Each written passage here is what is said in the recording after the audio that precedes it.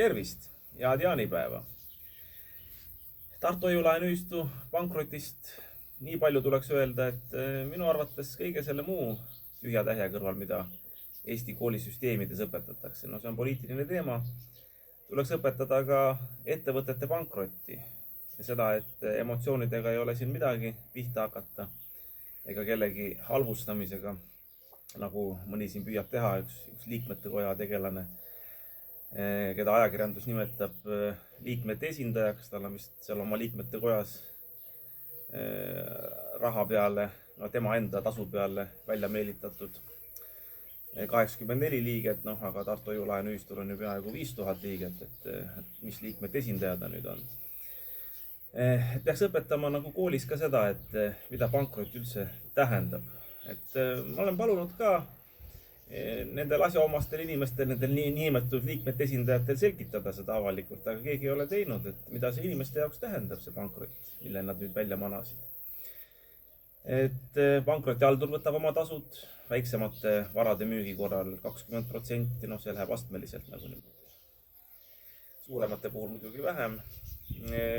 Ja loomulikult keegi ei saa enne midagi, kui kogu vara on müüdud. Aga kui on suured ettevõtted, siis müüaksegi neid aastaid ja keegi ei saa midagi.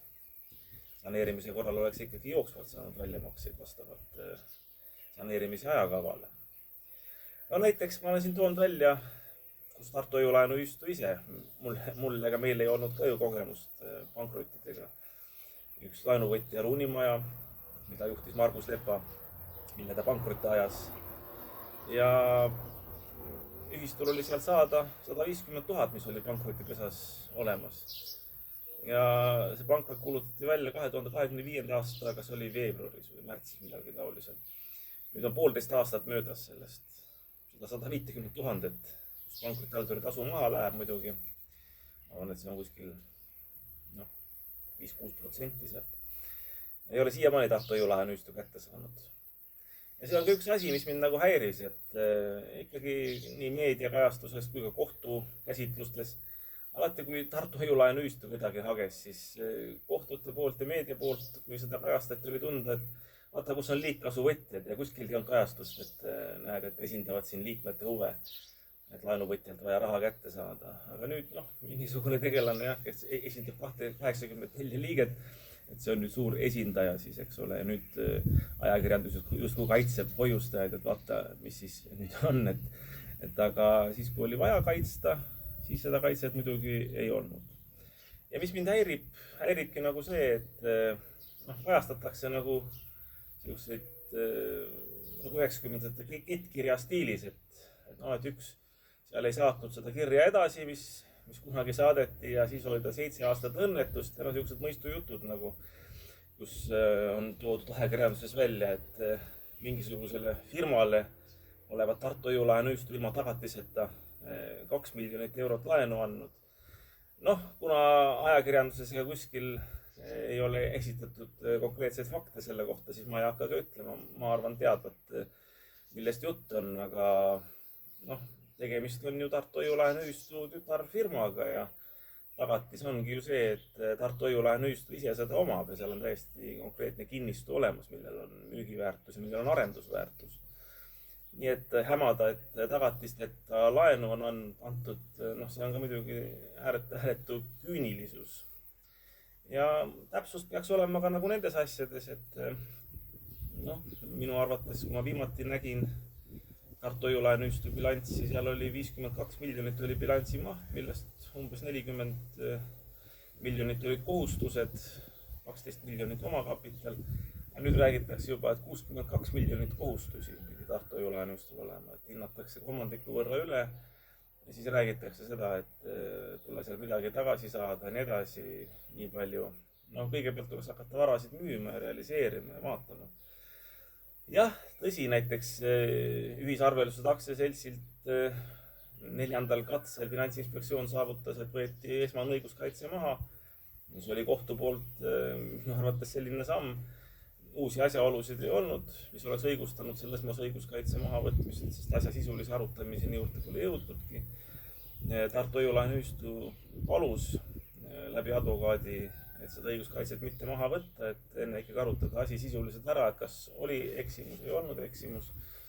Et see vähendab Tartu Hoiu-laenuühistu turuväärtust, sellega on seotud ju pangaprogrammid ja litsentsid ja kõik ühesõnaga on ju kulutusi tehtud selle jaoks.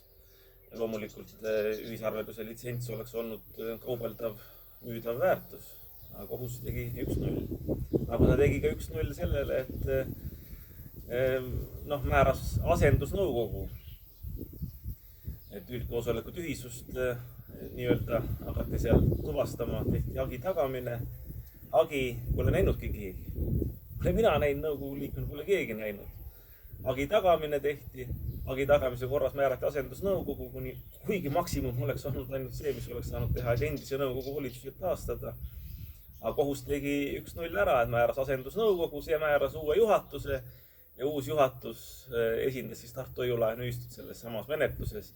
Ehk et nad ju enda vastu ei hakka rääkima, et tehtigi niimoodi otsad vette ja mul on ikkagi tunne, et erinevad kohtuinstantsid on ka siin selle taga, et Tartu Hoiu-laenuühistul ja Tartu Hoiu-laenuühistu liikidel käsi väänatakse.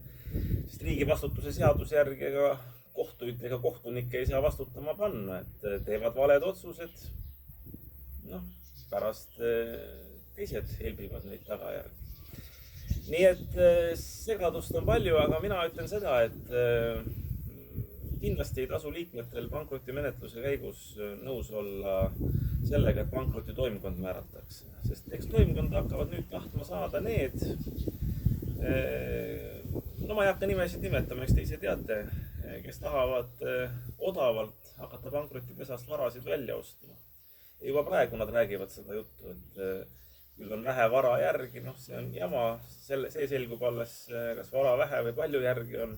Kõik Tartu Hoiu-laenuühistu ja tütarettevõtete varad on müüdud, aga eks nad oma pankrotitoimkonda tahavad sellepärast paika panna, et hakata odava hinna eest sealt välja ostma, nii-öelda enampakkumistel.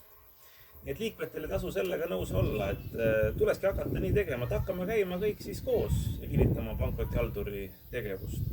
Ja teine asi, mille poolt tuleks hääletada, tuleks nõuda ja otsustada liikmete poolt pankrotiprotsessi käigus tervendamine. Näiteks omal ajal 90-ndatel Pärnu majandusühistu pankrotist toodi niimoodi välja, et liikmed andsid korralduse Pärnu majandusühistut hakata pankrotihalduril tervendama ja tervendatigi ära. Pärnu majandusühistu, küll väikeselt ja vaikselt, aga siiamaani tegutseb. Ja need on minu konkreetsed soovitused. Neid asju tuleb võtta mõistusega, selge peaga ja emotsioone siin olla kindlasti ei tohi. Hoiame kered kõvad ja hoiame kokku, tegutseme ühiselt.